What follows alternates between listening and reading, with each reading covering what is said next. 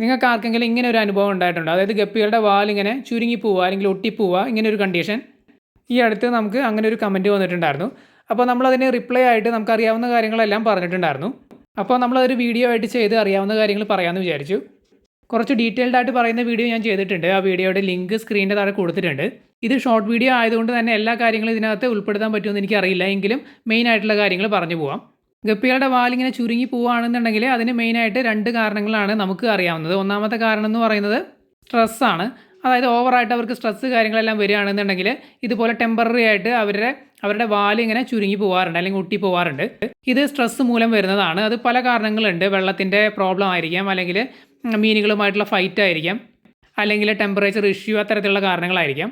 ഇത്തരത്തിൽ വരുന്ന സ്ട്രെസ്സ് അധികം അങ്ങ് ലാസ്റ്റ് ചെയ്യാറില്ല. നമ്മൾ സോൾട്ട് ട്രീറ്റ്മെൻറ്റ് കൊടുക്കുകയാണെന്നുണ്ടെങ്കിൽ പെട്ടെന്ന് തന്നെ അവരുടെ സ്ട്രെസ്സ് മാറാറുണ്ട്. നിങ്ങൾക്ക് എല്ലാവർക്കും അറിയായിരിക്കും, നമ്മൾ ഉപ്പ് വെള്ളത്തിലേക്ക് ആഡ് ചെയ്ത് കൊടുക്കുകയാണെന്നുണ്ടെങ്കിൽ അത് മീനുകളുടെ സ്ട്രെസ്സ് കുറയ്ക്കാറുണ്ട്.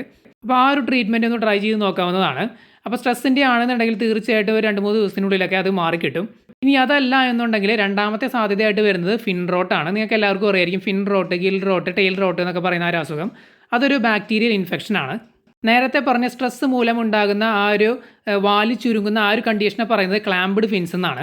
എന്നാൽ ഈ ബാക്ടീരിയൽ ഇൻഫെക്ഷൻ മൂലമുണ്ടാകുന്ന ഈ ഒരു അസുഖത്തിൻ്റെ പേരാണ് ഫിൻ റോട്ട് എന്ന് പറയുന്നത്. ഇത് സാധാരണ ബാക്ടീരിയൽ ഇൻഫെക്ഷൻ ആയിട്ടാണ് വരാറുള്ളത്. ചില സാഹചര്യങ്ങളിൽ ഫംഗസ് മൂലം ഇത് വരാറുണ്ട്. കൂടുതൽ സാഹചര്യങ്ങളിലും ബാക്ടീരിയൽ ഇൻഫെക്ഷൻ ആയിട്ടാണ് വരാറുള്ളത്. അതുകൊണ്ട് തുടക്കം സ്റ്റേജിലെ തന്നെ നമ്മൾ ട്രീറ്റ് ചെയ്യുകയാണെന്നുണ്ടെങ്കിൽ ഇത് പെട്ടെന്ന് തന്നെ സുഖമാവും. സീരിയസ് ആയിട്ടൊക്കെ വരികയാണെന്നുണ്ടെങ്കിൽ പിന്നെ നമുക്ക് ആൻറ്റിബയോട്ടിക് ഒക്കെ യൂസ് ചെയ്യേണ്ടി വരും. തുടക്ക സ്റ്റേജിലൊക്കെ ആണെന്നുണ്ടെങ്കിൽ നമുക്ക് നോർമലായിട്ടുള്ള ട്രീറ്റ്മെൻറ്റുകൾ കൊടുക്കാം. അതായത് സോൾട്ടും മെത്തലിൻ ബ്ലൂവും യൂസ് ചെയ്യാം. ഈ സോൾട്ട് മെത്തലിൻ ബ്ലൂ ഒക്കെ എങ്ങനെയാണ് ആഡ് ചെയ്യേണ്ടതെന്നുള്ളതൊക്കെ ഞാൻ ചെയ്ത ഡീറ്റെയിൽഡ് വീഡിയോയിൽ ഞാൻ പറയുന്നുണ്ട്. ആ വീഡിയോയുടെ ലിങ്കാണ് ഞാൻ നേരത്തെ പറഞ്ഞത് സ്ക്രീനിൻ്റെ താഴെ പിൻ ചെയ്ത് വെച്ചിട്ടുണ്ട് എന്നുള്ളത്. അങ്ങനെ നമ്മൾ സോൾട്ട് മെത്തലിൻ ബ്ലൂ ഉപയോഗിച്ചിട്ടുള്ള ട്രീറ്റ്മെൻറ്റ് ചെയ്ത് കഴിഞ്ഞാൽ, അപ്പോൾ സോൾട്ടും മെത്തലിൻ ബ്ലൂവും കൂടി ഒരുമിച്ച് ആഡ് ചെയ്യാൻ പറ്റുമെന്ന് ചോദിച്ചു കഴിഞ്ഞാൽ തീർച്ചയായിട്ടും ആഡ് ചെയ്യാം. അങ്ങനെ വേറെ പ്രശ്നങ്ങളോ കാര്യങ്ങളൊന്നും ഇല്ല. അല്ലെങ്കിൽ സെപ്പറേറ്റ് ട്രീറ്റ്മെൻറ്റ് ആയിട്ടും കൊടുക്കാം. സോൾട്ട് വെള്ളത്തിൽ ആഡ് ചെയ്ത് കൊടുത്തിട്ട് ഈ മെത്തലിൻ ബ്ലൂ നമുക്ക് ബാത്ത് ചെയ്യാം. ബാത്ത് അല്ലെങ്കിൽ വൈപ്പായിട്ട് ചെയ്യാം. അതായത് ബാത്ത് എന്ന് പറഞ്ഞാൽ ജസ്റ്റ് ആ ഒരു സൊല്യൂഷനിൽ ഇങ്ങനെ മുക്കിയെടുക്കുന്നതിനെയാണ് ബാത്ത് എന്ന് പറയുന്നത്. മീനിനെ ജസ്റ്റ് ഒന്ന് പെട്ടെന്ന് മുക്കിയെടുക്കുക. അതുപോലെ തന്നെ നമ്മളൊരു കോട്ടണിൽ ഈ മെത്തലിൻ ബ്ലൂ മുക്കിയിട്ട് അതിൻ്റെ ഫിൻ റോട്ടുള്ള ഭാഗത്ത് വൈപ്പ് ചെയ്ത് കൊടുക്കാം. അങ്ങനെയും ചെയ്യാം. ഇതൊക്കെ ചെയ്തിട്ട് അസുഖം മാറിയില്ല എന്നുണ്ടെങ്കിൽ ടെട്രാസൈക്ലിൻ അല്ലെങ്കിൽ ഓക്സി ടെട്രാസൈക്ലിൻ എന്ന് പറയുന്ന ആൻറ്റിബയോട്ടിക് വാങ്ങി വെള്ളത്തിലേക്ക് ആഡ് ചെയ്ത് കൊടുക്കാം. 250 mg അതുപോലെ തന്നെ 500 mg ക്യാപ്സൂളുകളിലായിട്ട് ഈ ഒരു ആൻറ്റിബയോട്ടിക് വരുന്നുണ്ട്.